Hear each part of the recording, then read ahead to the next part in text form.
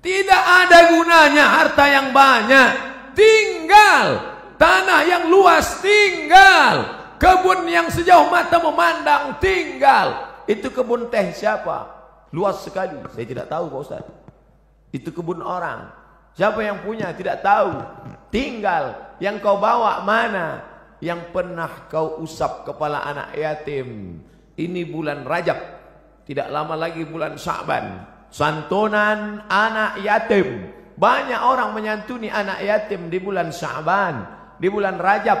Tapi setelah itu mereka berhenti. Memangnya perut anak yatim itu laparnya di bulan Sya'ban saja. Itu hanya untuk show, untuk pertunjukan, starting point. Tapi lebih daripada itu adalah untuk memperdulikan, memperhatikan mereka. Maka saya diberi judul. Biasanya judul saya pemimpin yang adil. Biasanya judulnya jihad fisabilillah. Biasa judulnya remaja hijrah. Biasa judulnya perempuan penunjang pendobrak kemunduran. Tapi hari ini judulnya menyesal setelah mati. Memangnya saya ustadz mati? Hidup ini diberikan Allah Ta'ala bukan untuk mati. Hidup ini diberikan Allah Ta'ala untuk hidup.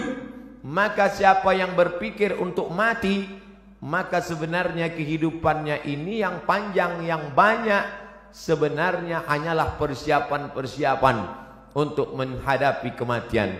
Insya Allah, kalau beginilah ramainya solat berjamaah, maka saya tidak perlu lagi memberi motivasi solat berjamaah. Insya Allah subuhnya pun kabarnya kata Pak Gubernur seperti ini juga banyaknya.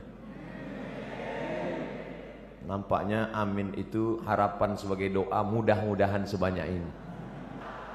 Bapak Ibu yang dimuliakan Allah, maka selagi masih ada kesempatan bersedekah, jangan sampai seperti yang dikatakan, laula aqartani ila ajalin qarib, kau tambah umurku, tapi umur tak bisa ditambah. Umur bukan isi ulang. Idza jaa ajaluhum, kalau ajal sudah sampai, la yastakhiruna sa'atan, tidak dapat ditunda walau sesaat, wala yastaqdimun, tidak pula dapat dimajukan walaupun sesaat.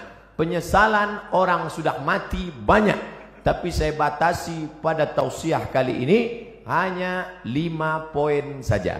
5 penyesalan orang sudah mati. Kenapa Ustadz sebut angka 5? Karena rukun Islam 5. Kenapa enggak pakai rukun iman? Iya juga ya. Tapi payah saya nyebutnya begini. Ada 5 supaya Bapak Ibu pulang mudah ngingat. Saya termasuk penceramah yang tidak pandai ceramah ngalor ngidul. Ada orang ngomong bisa semua dia bahas. Dari Donald Trump sampai Donald Bebek bisa dibahas.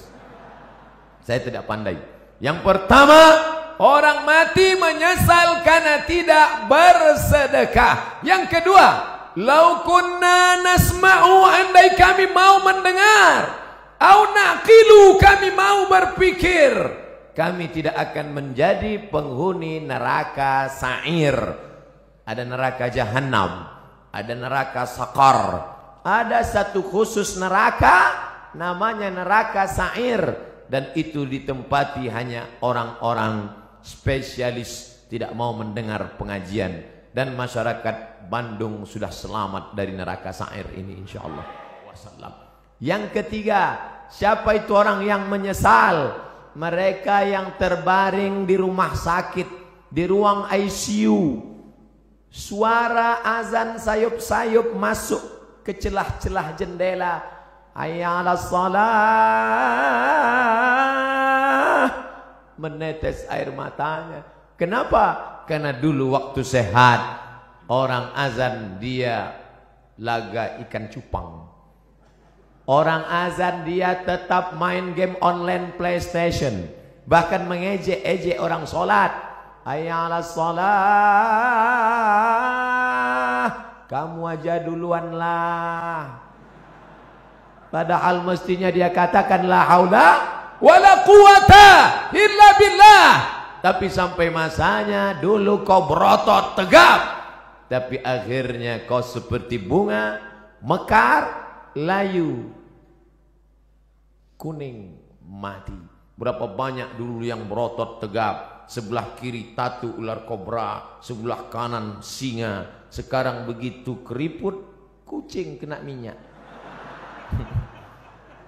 Mana suaramu yang menggelegar dulu? Mana kumis tebalmu dulu? Nanti saya cerita kumis, yang berkumis tersinggung. Mana badanmu yang tegap dulu? Yang tegap tersinggung. Lalu yang mau saya omongin apa? Tidak ada keperkasaan hilang, tak bermakna. Tapi kalau pernah kau bawa kakimu ke masjid solat berjamaah, wa naktubu ma qaddamu wa asarahum, kami tulis langkah-langkah tapak kaki mereka. Setiap langkah, langkah pertama mengangkat derajat, langkah kedua menghapuskan dosa, langkah ketiga menghapus dosa, langkah keempat mengangkat derajat. Ini orang-orang yang di atas ini kenapa derajatnya naik? Karena mereka berjalan kaki datang ke masjid. Karena jalan kaki itulah terlambat, maka naik ke atas. Tapi ada orang-orang yang menyesal di akhirat. Kenapa? Bolak-balik teriakan Allahu Akbar, memanggil, tapi dia tidak mau datang. Allahu Akbar, Allahu Akbar. Yang disalahkannya malah imam. Kamu kenapa enggak ke masjid? Imamnya lagunya terlalu slow. Akhirnya datang imam metal. Allahu Akbar, Allahu Akbar. Tetap juga dia tidak datang. Kenapa? Karena memang hanya mencari-cari alasan. Beragama mencari kebenaran, bukan mencari pembenaran. Tapi cerita masalah solat berjamaah di Jawa Barat, mubazir. Cerita masalah solat berjamaah di Bandung, mubazir. Bandung lautan jamaah, ramai, melimpah ruah. Kalau mau lihat istiqomahnya, besok subuh foto gambar masjid masing-masing. Like and share. Foto yang hari ini dari atas, dari depan, dari belakang. Besok subuh foto juga. Lalu besok buatkan gambar banding sebelum setelah. Ustadz ini mengkerdilkan kami. Tidak, ini negerinya para ulama. Banyak ulama-ulama, kiai-kiai, ulama besar datang dari sini. Maka insya Allah kita diberikan istiqomah solat berjamaah ini insya Allah. Laki-laki yang solat berjamaah itulah laki-laki yang soleh. Sedangkan laki-laki solat di rumah, laki-laki solehah. 4. Siapa yang menyesal? Orang menyesal nanti mati ketika hidupnya la yadkhulul jannah, tidak masuk surga. Siapa itu? Qati'ur rahim, orang yang memutus tali silaturahim. Alhamdulillah kita sambung tali silaturahim. Subuh ketemu, zuhur ketemu, asar ketemu, maghrib ketemu, isya ketemu. Loh, kok ketemu terus sama ente di masjid ini? Lah wong saya tinggal di sini. Rumah saya dekat dari sini. Alhamdulillah. Tapi ada orang yang rumahnya jauh, tetap istiqomah ke masjid. Di Mesir, di tepi-tepi dinding masjid disediakan kursi. Kursi 2, 5, 3, 4. Untuk apa? Orang-orang yang tua dibawa oleh anaknya dengan kursi roda, didudukkan. Qad qamatis salatu, qad qamatis salah. Allahu Akbar, Allahu Akbar. La ilaha illallah. Mereka mesti dibawa bersilaturahim. Sebelum sholat salaman. Apa kabar Bapak? Sehat. Di mana sekarang keadaannya? Alhamdulillah. Anak-anaknya sehat, sehat. Istrinya sehat, sehat. Tetangganya sehat, sehat. Menyambung tali silaturahim. Sekarang orang tidak lagi ada sambung silaturahim. Sabtu, Ahad, libur, tidak masuk kantor, tidak ketemu orang. Dari mulai malam Sabtu nanti malam sampai hari Ahad sore hanya di depan komputer laptop. Jempol ini sampai bengkak. Tidak ketemu orang. Sunyi di tengah keramaian. Nenek, kakek, bapak, ibu, paman, anak, ponakan duduk di ruang tamu, tapi tidak ada bicara. Bahasa Arabnya la salam wala kalam. Bahasa Inggrisnya silent generation, generasi diam. Andai ada yang mati di situ pun dia tetap juga. Bukan dia tolong, dia foto langsung. Bagi yang kasihan tolong like and share. Kasihan. Ini dunia ini sudah kacau balau. Hari ini kita bertemu bersilaturahim. Mudah-mudahan kita termasuk nanti di akhirat saling mencari karena ingin mengajak masuk ke dalam surga Allah.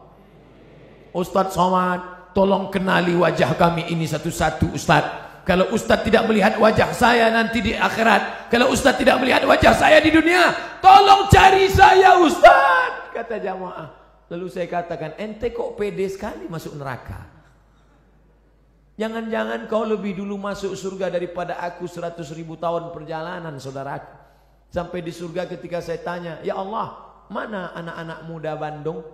Kata malaikat, mereka di VVIP, very very important person. Bersama malaikat dan Nabi Muhammad sudah menunggu ente 100 tahun yang lalu ya Muhammad. Saya panjang hisapnya, perhitungan saya panjang lama. Kenapa? Karena banyak silap dan salah. Berapa banyak ibu-ibu yang marah. Kenapa? Karena sopnya terganggu dengan lewatnya pasukan brigade berbaju hitam tadi. Sahabat UAS, ujian akhir semester. Berapa banyak orang-orang yang teraniaya, yang sakit hatinya tersinggung. Makanya saya tidak mau mencari kalian di padang mahsyar. Lebih baik saya minta maaf di dunia. Apakah Bapak Ibu memaafkan silap salah saya? Insya Allah Pak Ustadz. Begitu cara minta maaf. Undang orang ramai-ramai, minta maaf. Karena kalau kita datang satu-satu ke rumah, repot, ribet. Apalagi kalau sampai diobrolin kesalahannya. Pak, maafkan salah saya ya. Salahnya apa? Kemarin saya bawa istri Bapak. Apa? Ibu yang dimuliakan Allah Subhanahu wa taala, maka sambung tali silaturahim. Apalagi ini bulan Rajab, habis ini bulan Sya'ban, habis Sya'ban Ramadan, sambung tali silaturahim. Biasanya tradisi kita dimanapun di Indonesia, di Jawa, di Sumatera, di Kalimantan, di Sulawesi, di Papua, kaum muslimin muslimat mengumpulkan tangga, sahabat, kerabat, semuanya diberi makan. Habis makan minum, habis minum snack, habis itu cuci mulut, habis itu kata sambutan. Bapak Ibu saudara sekalian, anak-anak yatim menghadapi bulan suci Ramadan ini, maukah Bapak Ibu memaafkan saya? Tetangga yang sudah kenyang pun mau.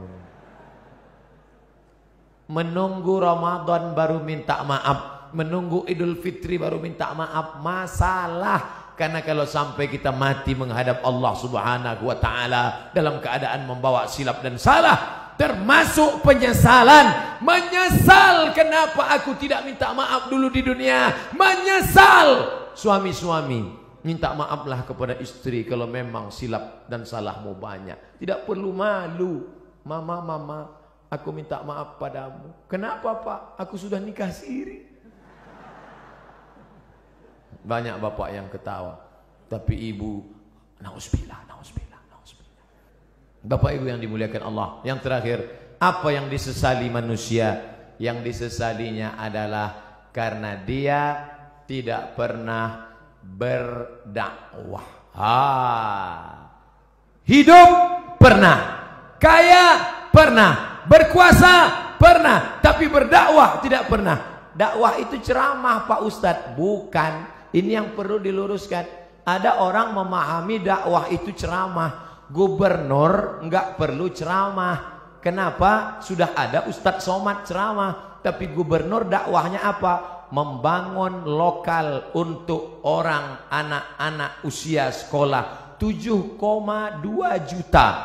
Jawa Barat penduduknya 48 juta. Anak usia sekolah 4,7,2 juta. Tidak bisa sekolah karena tidak ada lokal.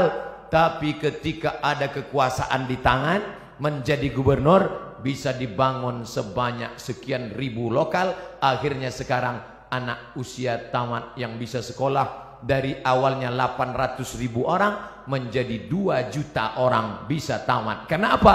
Dakwah dengan kekuasaan. Allahu Akbar.